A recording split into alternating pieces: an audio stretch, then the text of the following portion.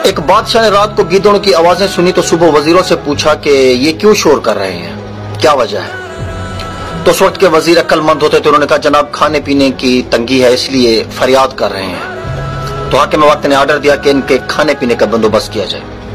वजीर साहब ने कुछ माल घर भिजवाया, कुछ रिश्तेदारों के पास, कुछ अपने दोस्तों के में तकसीम किया। अगली रात को फिर वही आवाजें।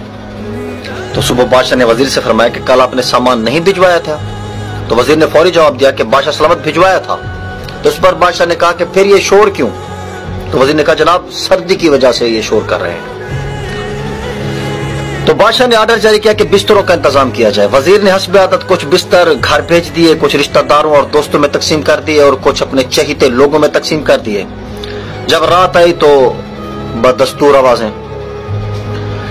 बादशाह को गुस्सा आया। उस वक्त वजीर को तलब किया कि बिस्तरों का इंतजाम नहीं किया गया है जो ये शोर कर रहे हैं। तो वजीर ने कहा कि जनाब वो सब कुछ तो हो गया, तो फिर ये शोर की वजह क्या है। तो वजीर ने अब बादशाह को तो मुतमईन करना ही था और ओके की रिपोर्ट भी देनी थी।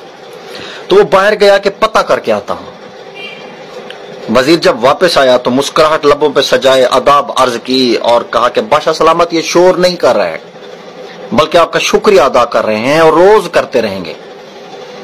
बादशाह सलामत ये सुनकर बहुत खुश हुआ और वजीर को इनाम से भी नवाजा। अब यही हाल मेरे मुल्क का भी है।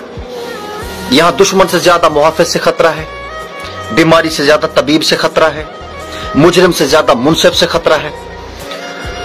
मुलाजमीन अवाम महंगाई से परेशान है, मगर यहां रिपोर्ट सबों के दी जा रही है और बादशाह सलामत खुश।